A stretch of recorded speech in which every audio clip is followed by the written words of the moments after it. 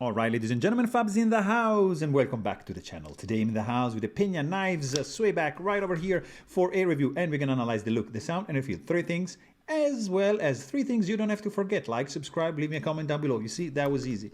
Don't forget to do those things because I like that, you like that, YouTube loves that. Check this out, Pena embroidered pouch, taco kind of thing, padded, velvety interior, pretty cool to carry, store your swayback from Pena knives. And this is a custom, and it's a small, like 2.75 inch long blade, and probably 3.5 inch long handle for an overall length of 3.6. I'm just gonna show you a couple real quick here, guys. Classic Spyderco Paramilitary 2 and Para 3 in the picture. Look at that, that's a big boy for sure. Then I'm gonna show you another couple here. That's the small Sebenza 21, and this is the large Sebenza 21. We are pretty much a little bit smaller than the 21, small of course. Another couple here I want to show you. Here we get to see Holt Blade Works haptic up there, and down here Spectre, to show you a little bit of what is going on right there. And that's, yeah, of course, how can I not show you, well, these two beauties, probably, yeah, one of my favorite pair from Shirogorov Custom Division, Neon NL and Shirogorov Custom Division F3 NS, one of the best knives on the planet. By the way, we are here to talk about the Pena knives, Swayback, in a pretty cool configuration. The scales are made up by copper shred, and I believe this is kind of like a G10. It's a composite material, like a resin or something, and I really don't have that. There's no COA, so I don't really know exactly the material, but I'm assuming that's copper shreds, and that's infused into micarta. Nicely rounded off, nicely contoured.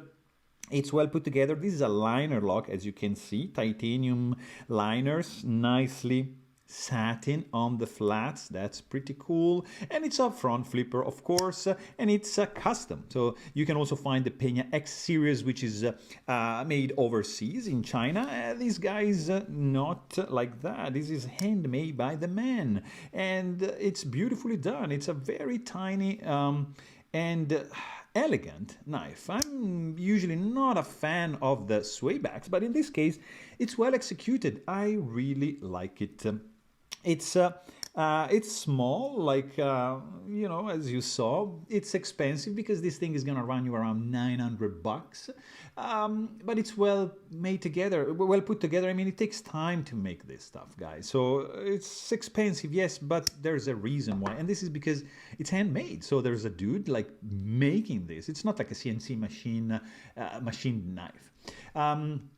And then you don't get any internal skeletonization. You do get a nice backspacer reaching out this point, protecting the tip of the blade, safely recessed, centered. There's no lanyard hole option. There's no pocket clip option. You don't have any captive pivot going on, but maintenance is going to be pretty straightforward. To take it apart, you get these pivot screws which are protruding a little bit, not so much.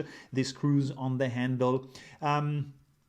You have no stainless steel lock face insert going on over here, but I still have to experience any lock stick in any of the Pena Custom that I had. There's no pocket clip, as I was saying. It's not a big deal for me. You just use like a slip, like a pouch or whatever, just toss it in the pocket. Don't need a clip for like a small knife like that, in my opinion. I like it.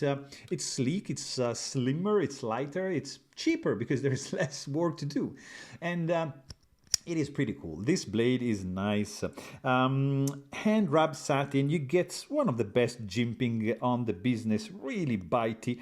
It's absolutely functional. There's some swedge going on, ending right at the tip of the blade. Pretty cool. I believe this is kind of feels like hollow grind to a point. A little bit of flat Pena logo right there. Straight edge up to the sharpening choil. Sterile looking lock side. It's very nice actually, and let's actually check the stock thickness at 0.125, and this fella is 0.017, so not too shabby. Pretty cool slicer for sure. This guy sounds like this, by the way. very quiet, not loud. When you just close it, you get this, which is beautiful. It's a nice feeling in the hand. That's pretty cool, guys. So subdued sound, elegant. It's kind of like a classy sounding knife, so not obtrusive. It's not gonna scare anyone when you deploy this blade. 2.2 ounces in the pocket. It's not too shabby. You have basically no hot spots whatsoever, no sharp edges. You have this part here, which is like if you just super squeeze in, because the handle is like that small, it's gonna kind of like dig into the flesh, but it's well rounded off, so it's not bothering me. In my case, that works pretty well. So good grip. Jimping is great, feels really great.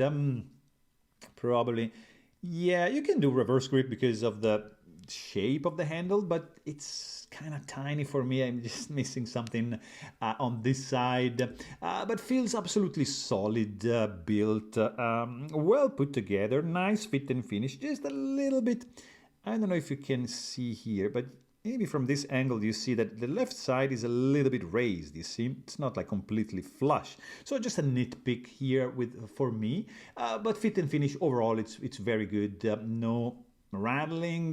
There is no blade plate. Feels pretty solid actually, and it's a front flipper. It's pretty fidgety. It's easy to deploy with the thumb or with your index finger like that, because of the well placed and well executed jimping 100%.